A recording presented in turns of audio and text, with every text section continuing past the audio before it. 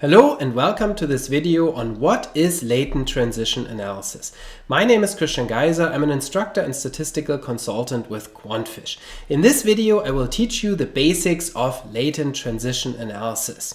So what is latent transition analysis? Latent transition analysis is a latent variable model comparable to structural equation modeling, latent class analysis, latent profile analysis. And it is a longitudinal model, meaning it models transitions in latent class membership across time. Specifically in latent transition analysis, we are dealing with multiple latent class variables, one for each time point. And so here you can see the measurement model of latent transition analysis for time point 1, where we have a set of indicators or items that are used as measures of a latent class variable at time 1. And so what is different here from factor analysis and structural equation modeling is that the latent class variable C is a categorical variable, the values of which are latent classes. So C1 could be a purely nominal variable where it indicates what latent group or latent class an individual belongs to. Now, in latent transition analysis, unlike latent class analysis, we have multiple such latent class variables, one for each time point. So for example,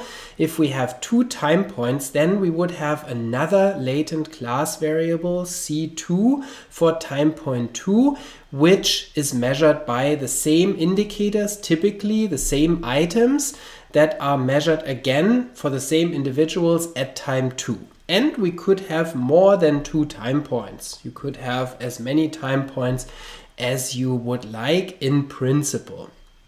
And so these latent class variables in latent transition analysis are connected through an autoregressive process or Markov process, as we say sometimes. Therefore, latent transition analysis is sometimes also referred to as latent Markov modeling. In earlier work on latent transition analysis by Langeheine and colleagues, you will often find this term latent Markov modeling, and that is equivalent to latent transition analysis. So a lot of the early literature actually didn't call this latent transition analysis. However, it is the same model. It's a latent Markov type of model. And so the idea here is that the time 2 latent class variable, so say, is regressed on the time 1 latent class variable, and then subsequent latent class variables again would be regressed on the previous latent class variable. So it's like a first order autoregressive process among the latent class variables. And then, as we will see later, these regressions translate into transition probability parameters. So those transitions are used to estimate latent transition probabilities. For example, in Mplus, there's a specification where for example, time 2 latent class variable is regressed on the time 1 latent class variable in a logistic regression analysis, and then the product or a byproduct of this logistic regression analysis of the latent variables are latent transition probabilities that show us how individuals move from one class to another over time, or if they stay in the same class over time. So that brings us to the question of which model parameters are estimated in a latent transition model. And so there are 3 types of parameters that are estimated, 2 of which are the same as in single time point cross-sectional latent class analysis. First are the initial class proportions, sometimes abbreviated or symbolized with the Greek letter delta. For example, in the very good book by Collins and Lanza on latent class and latent transition analysis, they use delta to indicate the initial class sizes or class proportions. So delta is a probability parameter that indicates the size of latent class 1 versus latent class 2 and so on. And so that tells you the probability that an individual will belong to each of the latent classes at time 1. Now, why are these delta proportions not estimated for subsequent time points? That's because the ones for subsequent time points are a function of the initial class sizes and the transition probabilities. Therefore, those are not independent model parameters. However, they can still be estimated. So you can find out for each time point what is the probability, what is the proportion of individuals in each class. Next are the conditional response probabilities, rho. Those indicate what the probability is of solving a given item conditional on membership in a given latent class. So those are the ones that tell us about the profiles of the latent classes, or what the classes mean, because we would look at item profiles of conditional response probabilities for each class, and that way we can then figure out how the classes are interpreted. Now again, those are the same parameters that we would have in a cross-sectional latent class analysis as would be the initial class proportions. Now the third type of parameter in a latent transition analysis is one that we don't have in classical cross-sectional latent class analysis, and that are the latent transition probabilities tau. Those are a product of the relationships of the latent class variables across time. Remember, there's this autoregressive relationship among the latent class variables, and a product of those logistic regressions of the latent class variables are latent transition probabilities that tell us how stable the classes are. So from those we can see how likely it is that an individual will stay in their initial latent class, or that the individual will move to a separate class. Now, there's also latent transition analysis for continuous variables, in which case we still have the initial class proportions delta and the transition probabilities tau. However, the conditional response probabilities then are replaced by profiles of means. So then we would look at mean profiles instead of conditional response probabilities, and we would potentially also examine variance covariance structures that can be class specific for continuous indicators. Now, how do we typically estimate the parameters of a latent transition model? Usually we use maximum likelihood estimation. That is the default method, for example, in Mplus and also in Latent Gold.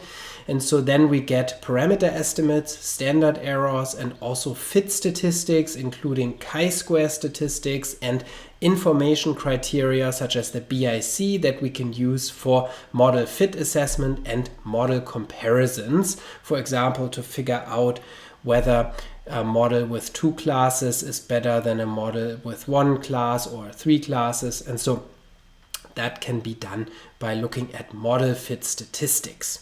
Now let's take a look at an application so that you can see more concretely how latent transition analysis works and what type of information we can get from it. So here I applied latent transition analysis to 12 test items pertaining to a spatial ability test called mental rotations test. And so in this test, the idea is that there's a target figure on the left-hand side that individuals must compare to 4 figures on the right-hand side, and there are always 2 correct solutions where the figures can be rotated into congruence with the target figure. In this item here, this would be the first and the third figure on the right-hand side. And so then if an individual marks those 2 correctly, then they will get a point for that item, as opposed to 0 points if they get only 1 correct or none of the figures. And so in this case, I'm using a 2-class solution here shown for time 1, where the first class is smaller with 38.1%. So 38.1%, that's based on the delta parameter, the class size parameter. The second class here is larger, 61.9%, and you can see class 1 is one with relatively high performance. So what is shown here are the row solution probabilities, and you can see at least for the first 8 items, those solution probabilities are fairly high. For the last 4 items of the test, they are not so high, and that has to do with the speed component of the test, where people might run out of time towards the end of the test. And so here's the second class, which shows overall lower performance. So here we have a high performing class and a low performing class. So this is not a super interesting solution, and it's actually not the best solution for these data. However, I'm using it here just for illustrative purposes so that the whole presentation can be a bit simpler. Now, in practice, we would prefer class solutions that are not just ordered, where the classes are not just high, low, or low, medium, high, because that's kind of boring. And in fact, when we here extract more classes, there are some classes that are more interesting. But again, I'm going to use this simple two-class solution here simply to show you the basics of a latent transition analysis. Now, the first thing that we typically do after we determine the number of classes, which is often done based on cross-sectional latent class analysis, then next we compare the solutions across time. And so here you can see the solutions estimated for time 1 versus time 2 without restricting the conditional response probabilities, just to see if we will find the same or similar solutions across time.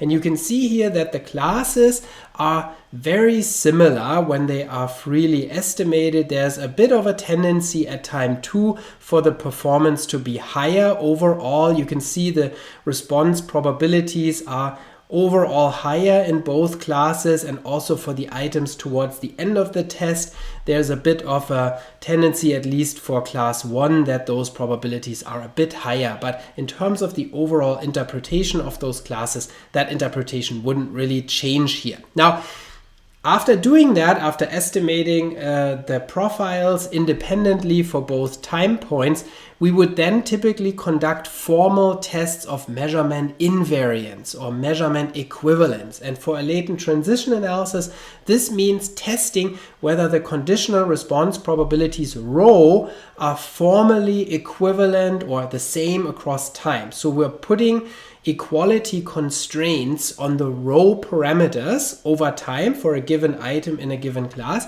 and that fixes the profiles to be equal across time. And then that's measurement invariance, or it means there is measurement invariance such that the profiles are time invariant. Now, when we do that, then the profiles look like this. Obviously, then they are the same for time 1 and time 2, and therefore only shown once here.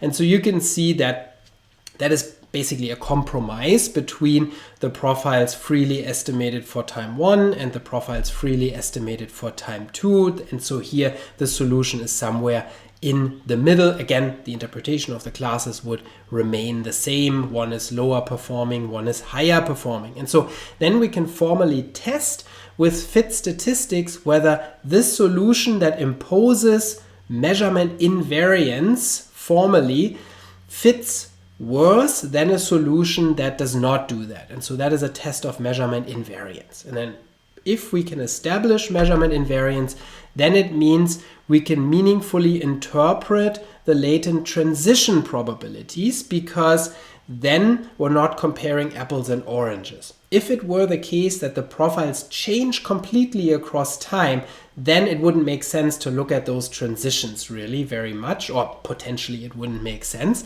And so therefore, we want to test that. Now, typically we find at least roughly similar profiles over time, so we can establish measurement invariance or partial measurement invariance, and then we can meaningfully interpret latent transition probabilities across time.